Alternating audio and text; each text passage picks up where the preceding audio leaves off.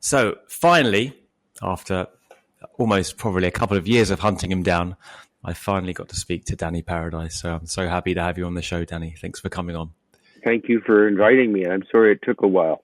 I know you've got a busy schedule. So I was remembering messaging you when I was in France a couple of years ago, and you were like, oh, yeah, let's get together when I'm come back from this travel or that travel, and then, but we're here now, and it's so cool to see you.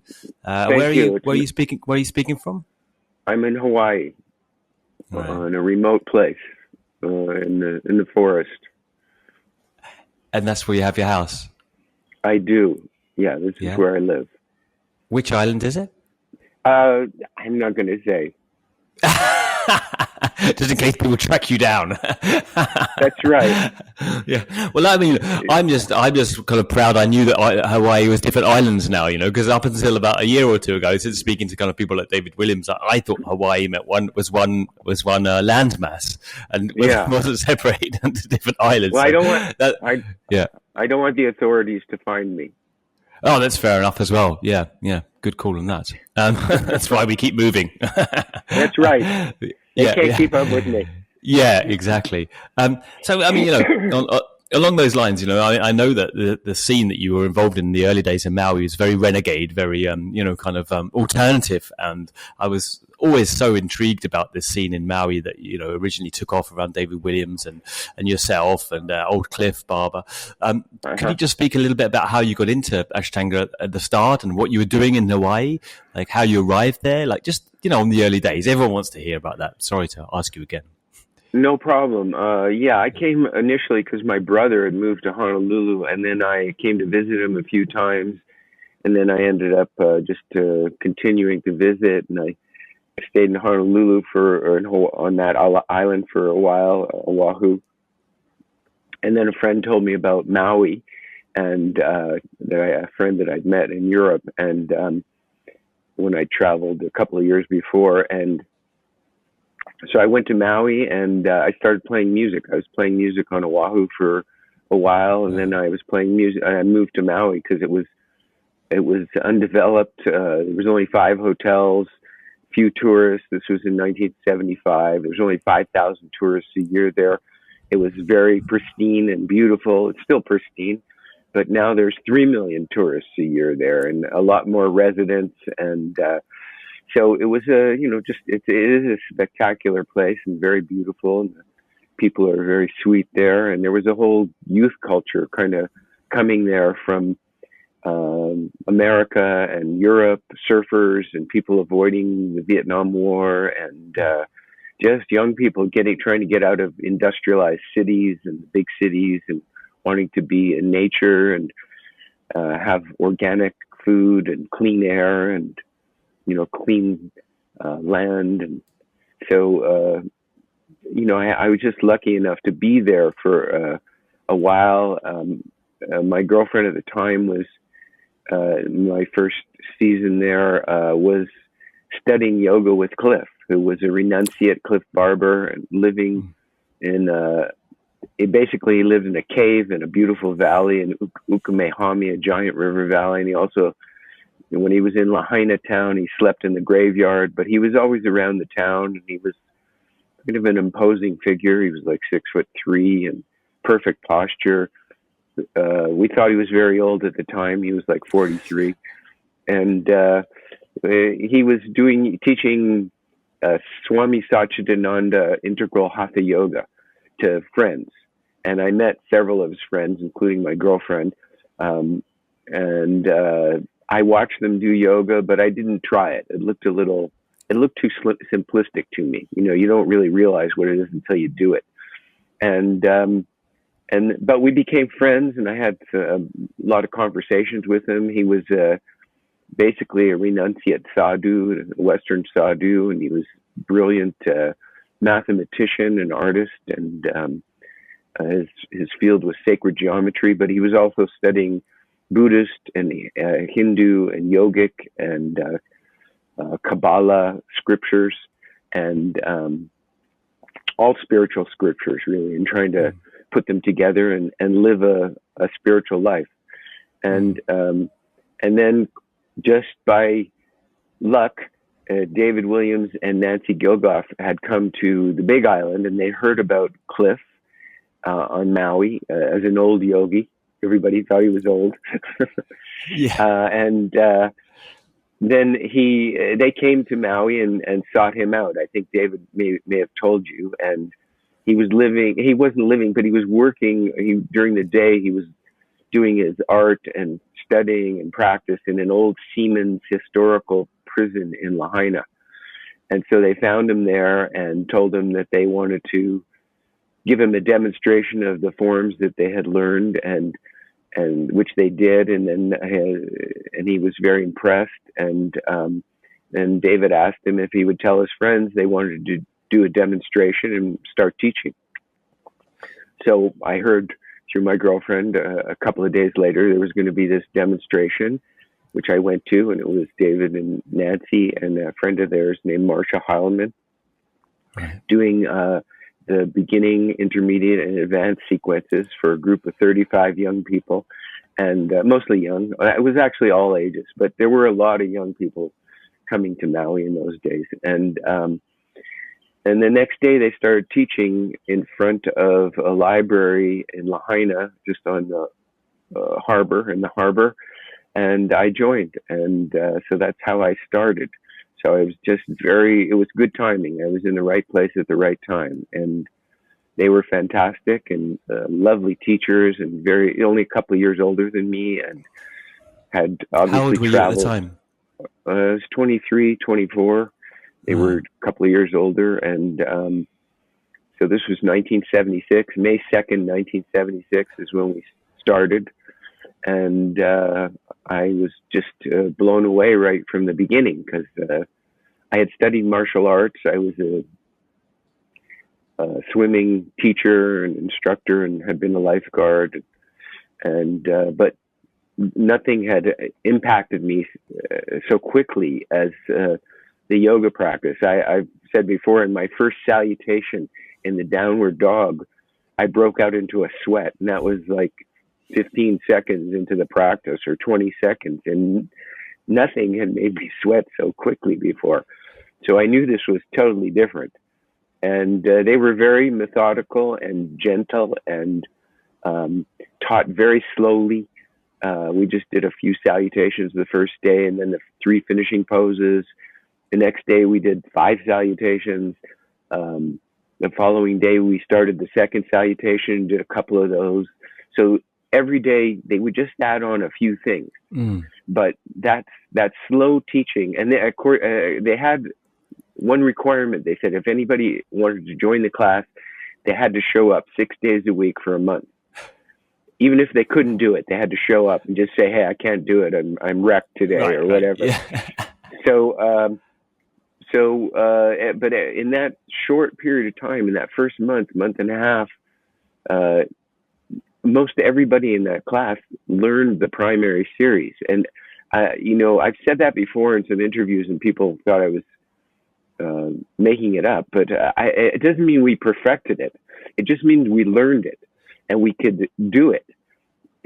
I'm still working on perfecting it, 50 years, 47 years later, or whatever. But, we'd started to learn the sequence very quickly. It just, and we all became friends and started eating together and hanging out together. It was a group of surfers and artists and smugglers and criminals and actors, and nobody had anywhere to live. Everybody was sleeping on the beach, because there weren't places enough residents in Lahaina for people to live. So slowly, people would find an apartment, or would find a spot to live. But in the beginning, pretty well everybody was living outside.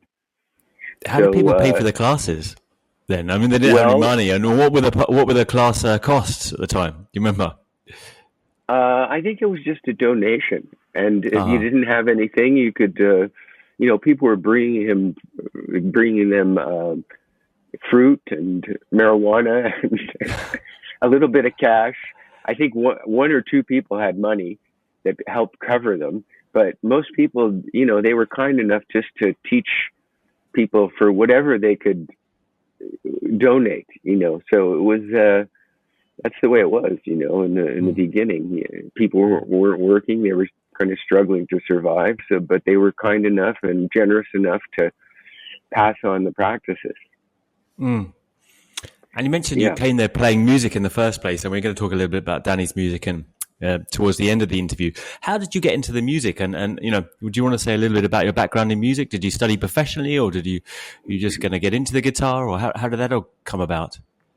Oh, I started playing when I was 12 years old. My father brought me a guitar, and I just started playing. And then there was somebody not too far from my home who was a music teacher and a great musician. And I started taking lessons from him every week, and I took one lesson each week. And he was just an excellent teacher, and he taught me how to, of course, how to start playing and understanding chord structures and picking and finger picking techniques. But one of the most important things he taught me was how to listen to a record and figure out how to play what was, what the music was, by just through my ear, trying to pick it up. So unfortunately, I had an ability for that. So, I was playing music since I was 12, and then I traveled around the world when I was 19, and brought my guitar and played in bars and clubs and with friends all over the world. So that's, it was part of my being, really, and it was part of my art, and it still is. No, I mean, I think anyone that knows you as an Ashtanga teacher also knows you as a musician. I think I've never studied with you, but I always heard when you came to Oxford, everyone said you brought your guitar and you would play as well. And right, is that right? Yeah. Sometimes I would play in classes, but more, in gatherings, dinners, or with friends and other musical friends that would show up to the classes. So, and that still goes on today.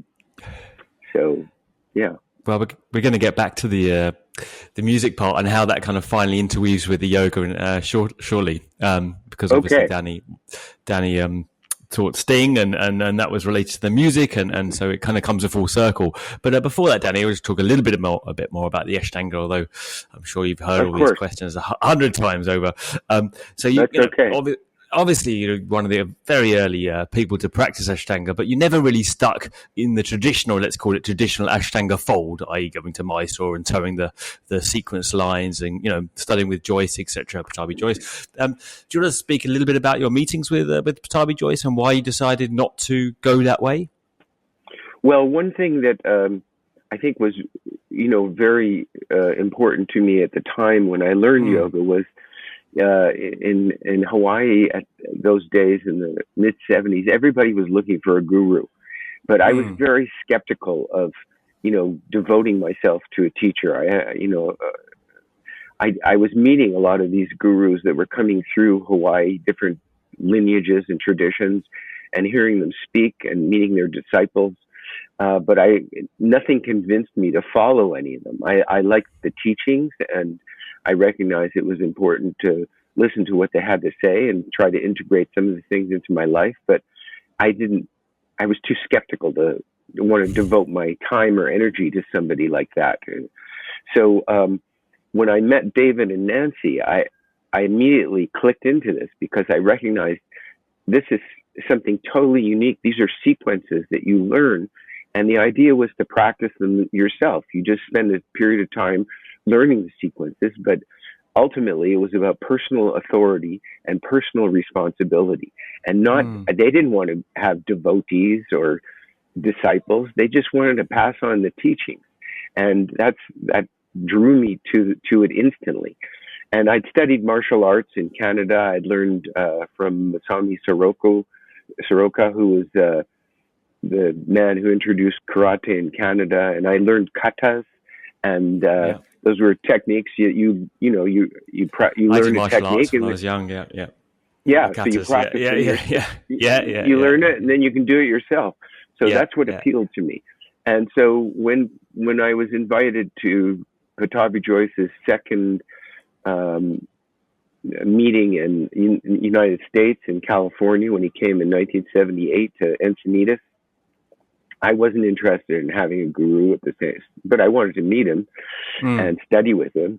And I liked him in many ways. He was very powerful in so many ways. He was sometimes it was obviously in that group there was over 60 people that came in California, and he let people do their own practice. He wasn't leading the practice, so that was good. You could go at your own speed in your own time. Yeah, at that time, right? But he was very intense in the way he, helped people into positions. And David had warned us, and he said, I understood that if he was coming to help you, you had to hold the locks very deeply, you had to breathe very deeply, and you had to relax and just let him do his thing. And then you wouldn't get injured. If you resisted, then, you could tear a muscle, or he could push you, if the resistance was what would cause injury. So people did get injured in those classes, though, because they didn't have that understanding, or they were newer to the practice. I was already doing the third series when I met him, but we were told, don't do the third series, just do primary series and let him help you there. And so we were just doing primary series, but I had 3 years of experience. I was in my third year. And so I didn't get hurt in those classes. But I also recognized he was being a little bit too intimate with some of the women. And then it became clearer a couple of years later in Hawaii when I came to his classes in 1980 when he was teaching on Maui. And then there was over 100 people there, and a lot of them had never done yoga before, but they heard the gurus in town, and they showed up to the classes. And a lot of people got injured like the first day because he didn't ask you how long you'd been doing yoga or anything like that.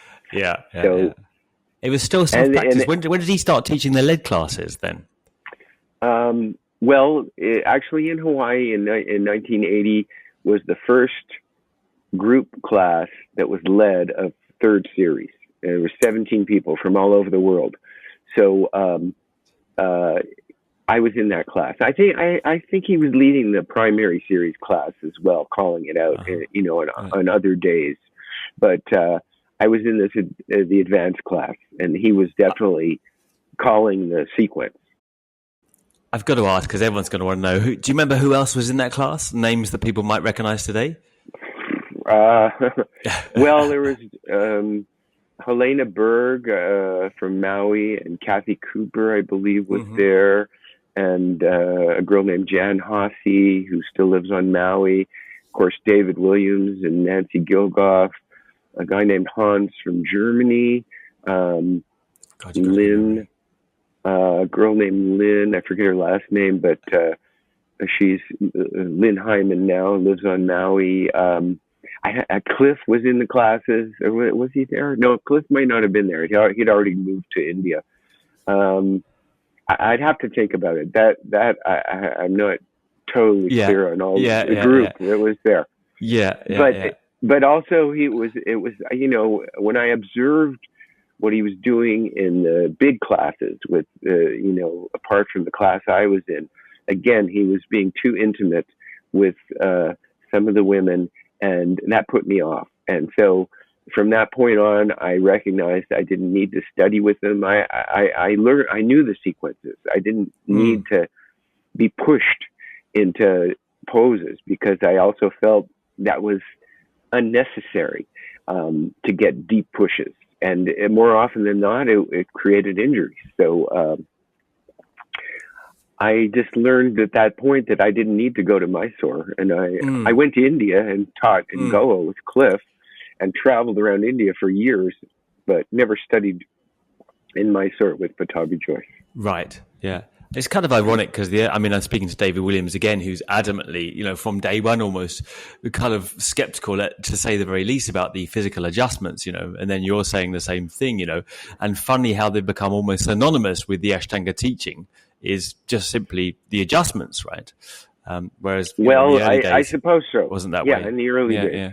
But Yeah. but good teachers, I feel, don't do intense adjustments. They, I and the best teachers I've encountered over the years don't touch their students, other than what I do is light directional adjustments or Yeah. verbal cues. I never push people, but I help Mm. them if they need help in back bends or handstands or things like that. But I don't do physical adjustments. It's unnecessary. All it's doing is showing you where you're going to be anyway in a few months down the line. Yeah. If you keep practicing. And people always say, oh, Patabi Joyce was touching the men and women the same, intimately the same, but you didn't find it that way. You found it was particularly focused on the women. Absolutely. Right. What a shame. And so you split from that kind of Ashtanga lineage, but you kept the sequences the same, or did you have other influences around the way you teach? Because I have to admit I haven't studied directly with Danny, but I kind of understand that you have a fusion of different things with the way that you teach the yoga, right? Well, right from the beginning, I think I might have told you around 1978. Gonga White came to Hawaii, and he was doing a conference called Masters on the Mountain. He'd been practicing yoga for maybe a decade at that point, but Hatha yoga and the philosophy, and he wanted to learn the Ashtanga yoga. He heard about David and the practices, so David taught him primary and second series, and he asked me to show him third series. Kathy Cooper showed him fourth series. He was very flexible and strong, and that was over a period of about a week or two. And then I became friends with Gonga, and when I came to visit him in California and the following year, and when we practiced yoga together, he showed me a couple of different things that he did, that he had fitted into the sequence, different poses, variations on poses, derivative ideas. And I liked them, and I started doing them. And I stuck with the sequences pretty, religiously, I suppose, for a number of years. But then I realized that they had certain days you had to modify things, and you had to adapt different form of the pose, especially because you could through so many changes, as you know, physical and psychological, and so the practice had to be modified quite often. So that was my first indication that it could be changed. I don't think it's ever done exactly the same any day by anybody. Everybody has to make modifications depending on structural changes they're going through, and emotional changes and releases and purification. So, but then over time, as I just encountered different teachers and different forms and friends, once I started teaching, and they would introduce me to some ideas in the practice, and I started to add them in. And I just recognized from teachers like Dharma Mitra from New York, how many endless variations there were on poses. And I started trying those. And if I like them, I add them into my practice. And over the years, I teach them. So I do quite an extended standing practice. And also, because of my experience in martial arts, I studied karate for a number of years, but I also studied Kung Fu in Taipei and Tai Chi in Hawaii. I recognize that some of the poses in those practices directly correlate with yoga, and they add to it, and they're also challenging. So I add in a lot of poses and derivative routines from Tai Chi and Kung Fu now in my teaching. So, and one other thing. Let me just say one other thing. As you know, when I started teaching and traveling, it was like I taught in California in 1979 at Gonga School, the Center for Yoga. Mati Ezrati was in my class. That was her introduction to Ashtanga yoga, and a number of his teachers and other practitioners. Tim Miller came up from Encinitas and did the practices, and then I started getting invitations to Europe and to India. Cliff invited me to Goa.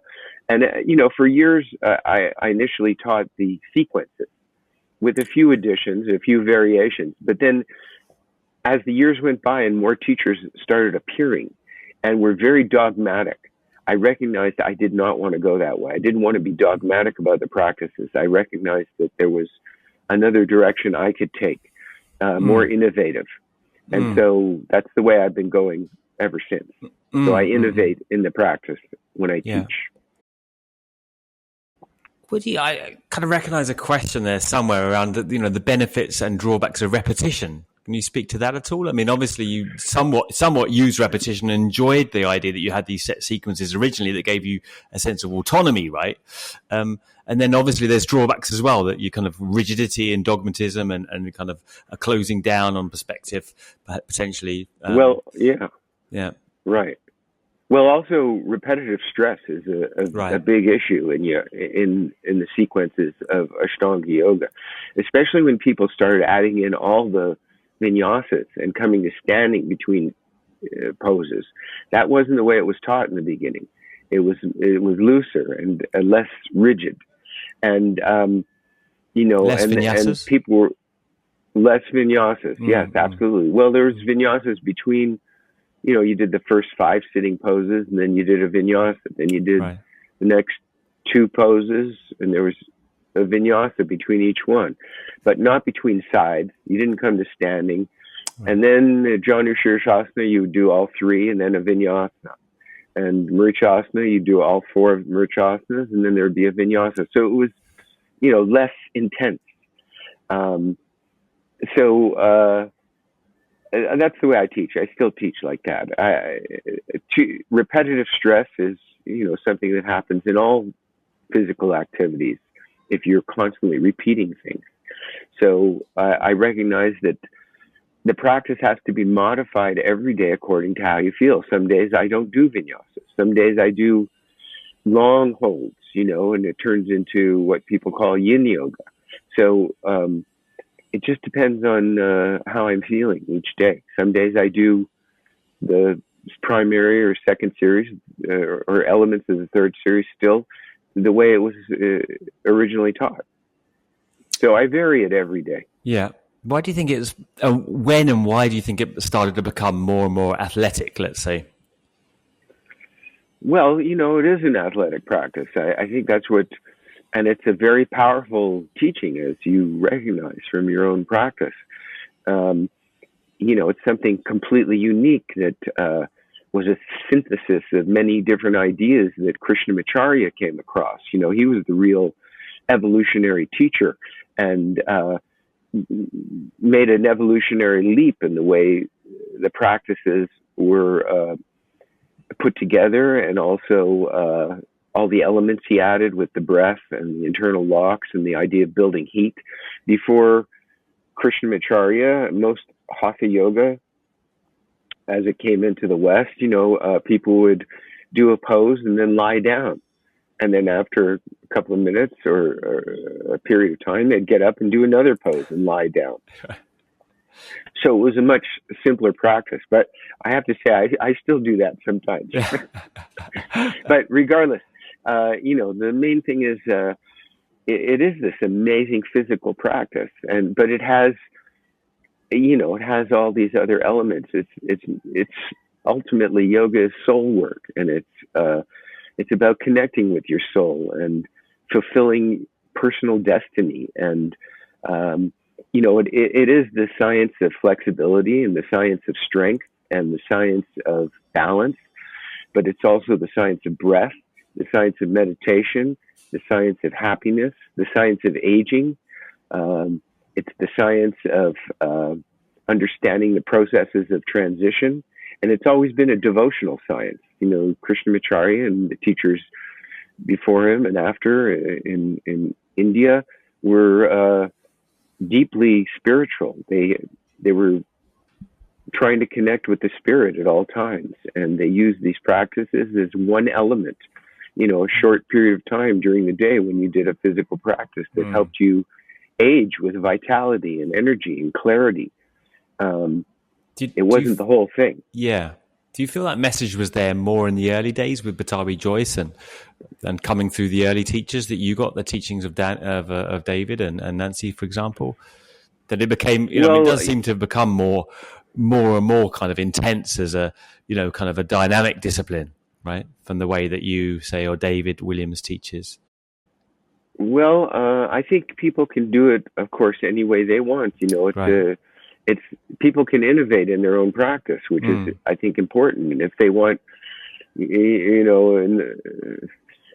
but also at the time when we were learning, Cliff was around, and he was always saying, it's not just a physical practice. This is something very, very deep. It's about connecting with your soul and connecting with the spirit, and using all the scriptural knowledge to understand the depth of the practices and the teachings, and to go beyond the physical and recognize that the physical is just a small portion of the day, but it really covers you. And it's also the science of healing, one of the things I didn't mention a moment ago.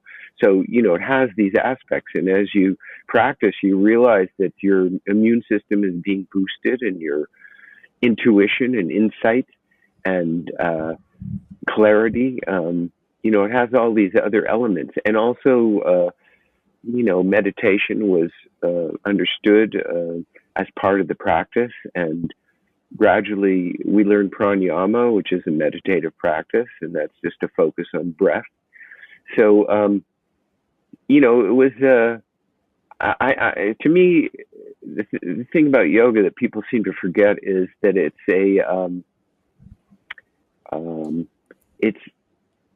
it's recommended practices. It's not fixed. They're just suggestions, but they're very informed suggestions. So people get a little too dogmatic about how this information is passed on. They're just suggestions. So if you look at it like that, it frees you, and it gives you a wider viewpoint on the whole integration of the practices. Krishnamacharya changed everything. He was an innovator.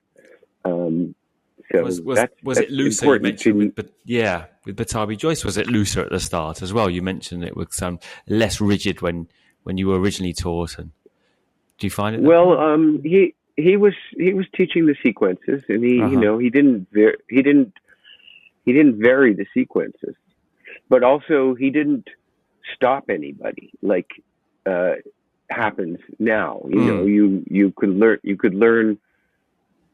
would learn, and David and Nancy were the same eventually. Once you did the practice, once you started building your strength, they would pass on more of the practice.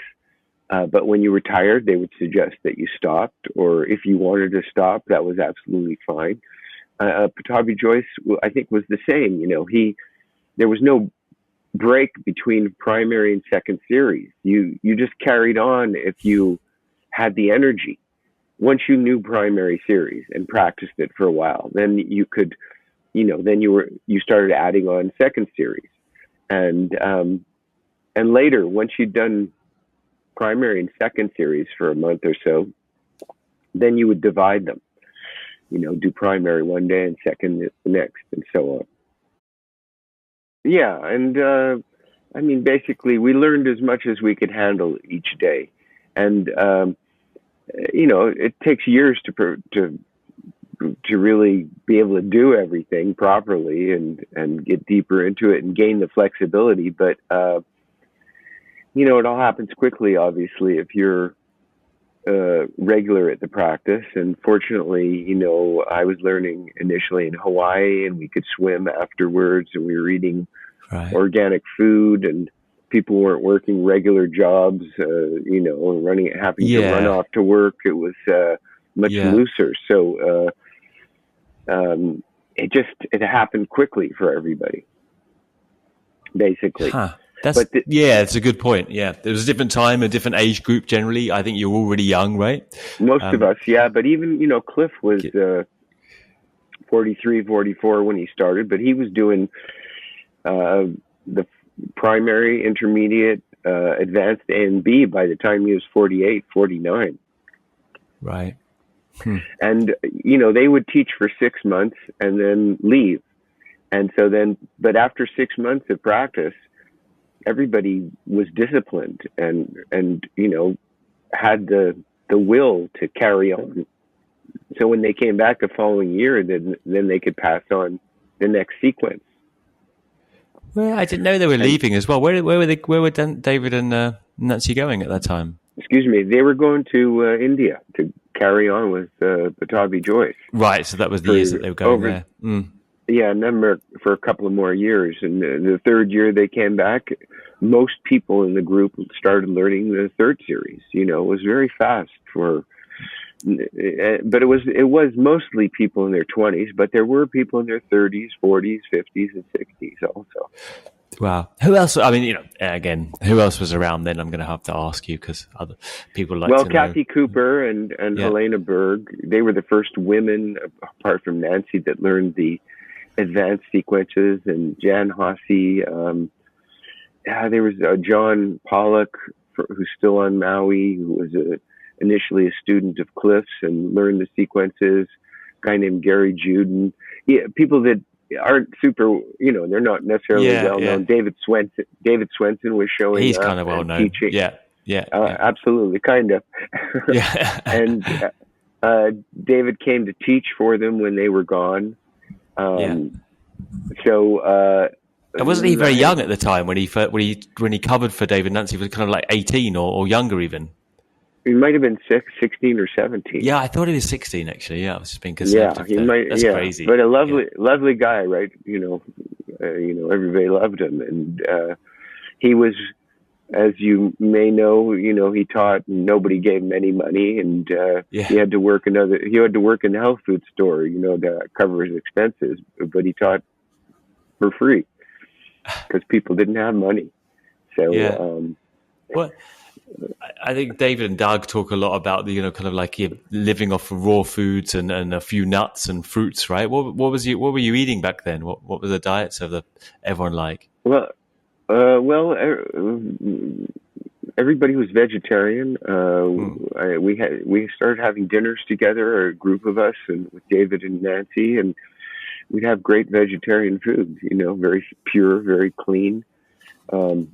It was kind of the beginning of organic agriculture in the West. The hippies were kind of reintroducing it into the culture, and people were seeking clean food, clean, healthy food. And they were trying to live in clean environments and, out of the pollution, like I said earlier.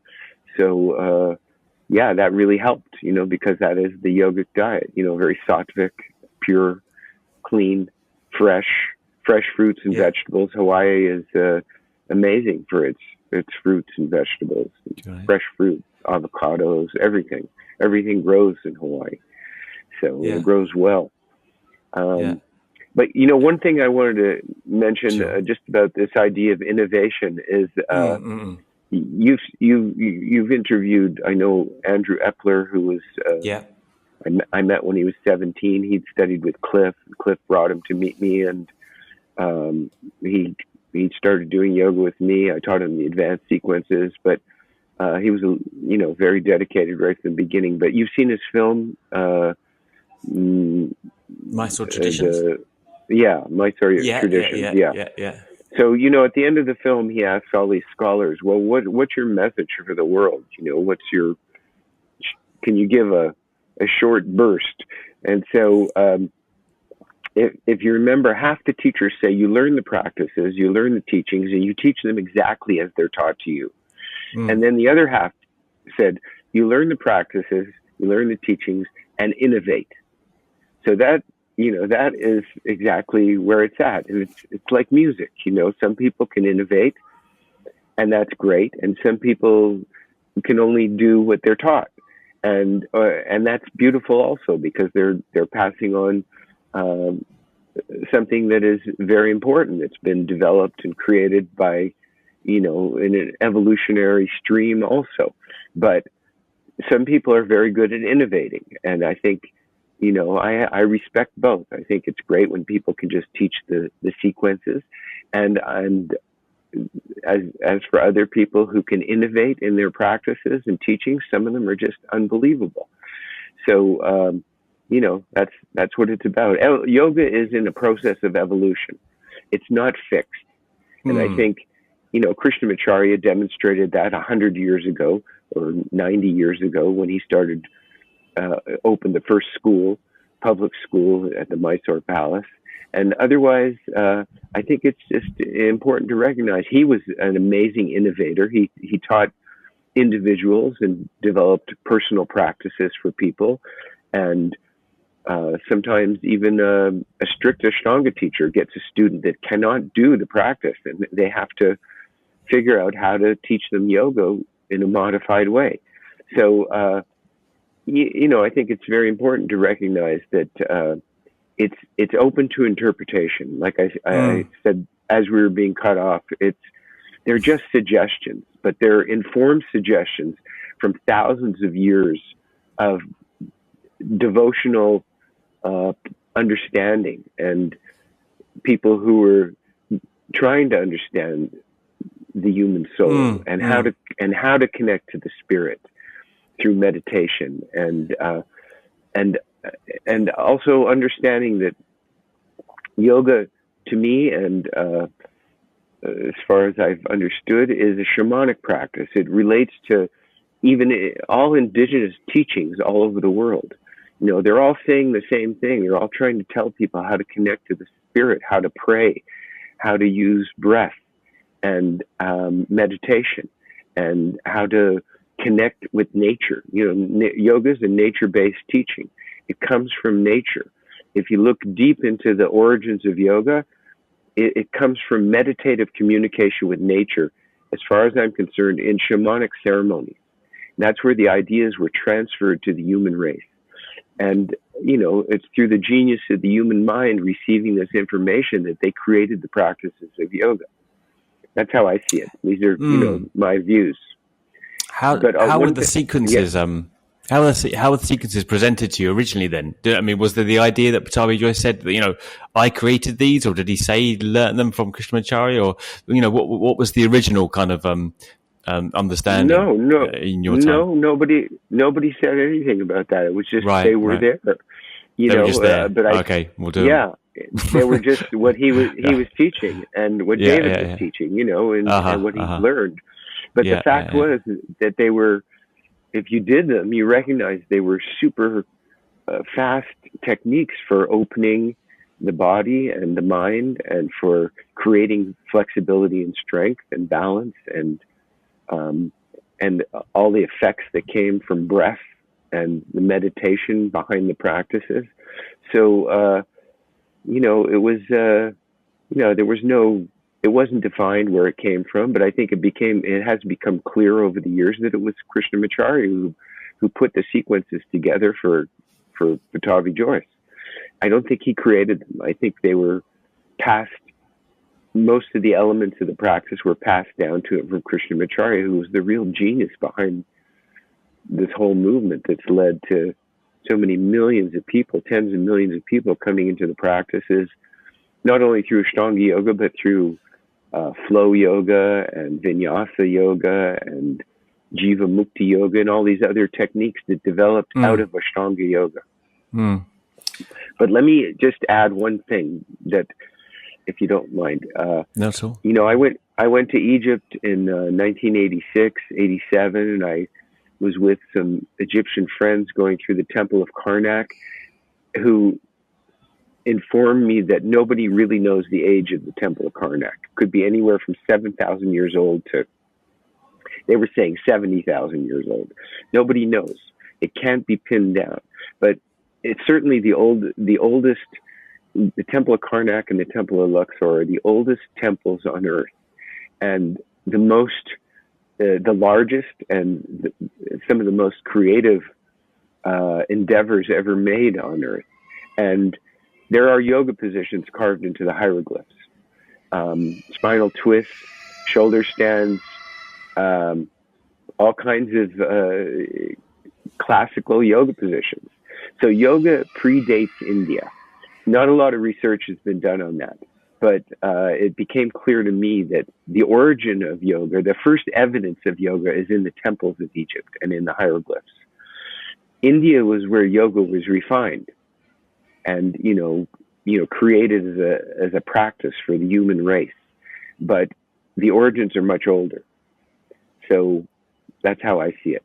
These are just my views. We have to be clear, the origins of asana, the origins of yoga asana, right? I think the origins of asana, also breath, meditation, they all come from, as well, from shamanic practices practiced all over the earth. If you hang out with the Mayans in Central America, they say they invented yoga. They have yoga practices. And I don't know if you've heard this before, but the Mayans say kundalini is a Mayan word. They call it kundalini, and it's 100,000-year-old knowledge that they carry, they say. And the definition is the same as in Central Asia. It's the rising of the energy of the great spirit messenger through the human form. They called it Quetzalcoatl, the spirit messenger. So the definition is the same in Mayan yoga. So, I've spent time with some people in Central America, and they say that the Mayans claim they invented yoga. So who knows? It may have been teachings that arose simultaneously all over the world at similar times.